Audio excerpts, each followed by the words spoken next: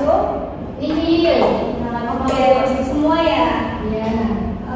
Sebelum pembelajaran kita mulai, lebih baik kita membaca doa terlebih dahulu. Monggo Mbak Atul, silakan. Doa mulai. Bismillahirrahmanirrahim. Raditu billahi rabba wa bil islami dina wa bi Muhammadin nabiyya wa rasulah. Rabbi zidni ilma warzuqni fahma. Amin. Amin.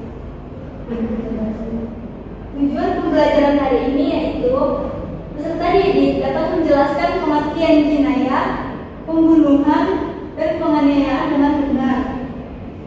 Peserta didik dapat mengidentifikasikan jenis-jenis pembunuhan dalam Islam dengan tepat dan juga dapat membedakan pembunuhan sengaja, sengaja, dan juga tidak sengaja dengan benar. Pembunuhan menurut bahasa adalah menghilangkan nyawa seseorang. Jadi, menurut istilah adalah perbuatan manusia yang mengakibatkan hilangnya nyawa seseorang, baik dengan sengaja maupun tidak sengaja, baik menggunakan alat-alat yang tajam maupun tidak tajam. Nah, perbuatan ini dilarang dalam hukum pidana Islam yang disebut dengan istilah jarimah. Selanjutnya ada macam-macam pembunuhan. Apakah ada yang tahu pembunuhan sengaja itu seperti apa? Tidak ada, Bu. Tidak ada. Oke, kita bahas ya.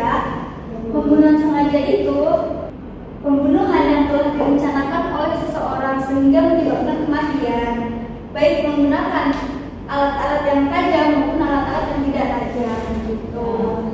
Selanjutnya ada pembunuhan seperti sengaja.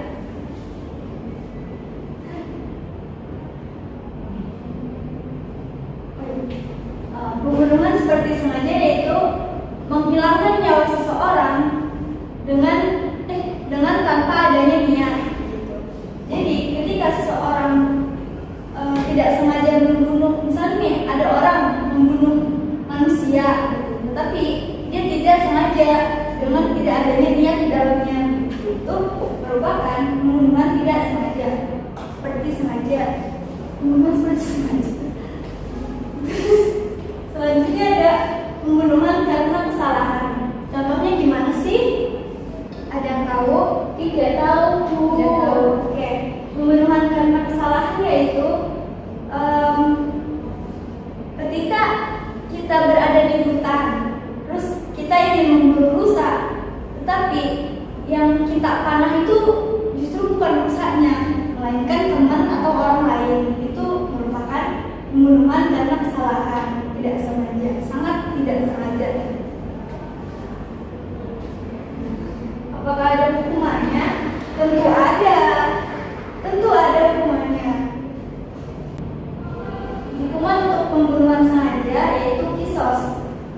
Pelaku harus diberikan sanksi berupa hukuman yang setimpal atau yang berat, sama beratnya dengan perlakuan yang ia lakukan. Nah, selanjutnya pembunuhan seperti sengaja. Itu hukumannya yaitu dia mughallazah ataupun yang berat, yang dibayarkan secara bertahap selama 3 tahun kepada keluarga korban yang setiap tahunnya sepertiga. Selain itu, pembunuh juga harus menunaikan kafarat. Yang terakhir, hukuman yang terakhir yaitu diyat mukhafafah ataupun hukuman yang ringan yang diambilkan dari harta keluarganya, dari harta keluarga pembunuh, dan dapat dibayarkan secara bertahap selama 3 tahun dan juga setiap tahunnya sepertiga. Berarti sama-sama kayak pembunuhan seperti sengaja.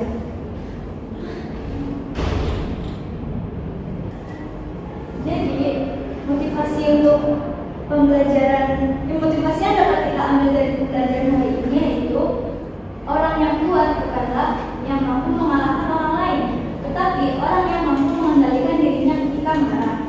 Jadi kita harus bisa mengendalikan diri kita ketika lagi marah, gitu ya. ya tidak ada yang kita sakiti dan oke, selanjutnya kesimpulan. Untuk Mbak Atul bisa tolong dibacakan? Pembunuhan adalah perbuatan menghilangkan nyawa seseorang yang dilarang dalam Islam. Pembunuhan terdiri atas tiga jenis: sengaja, semi sengaja, dan tidak sengaja.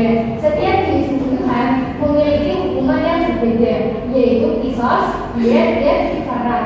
Hukum Islam bertujuan menegakkan keadilan, melindungi kehidupan manusia, dan menjaga ketertiban masyarakat. Nah, begitu. Apakah anak-anak sudah paham dalam materi hari ini? Paham, Bu. Oke.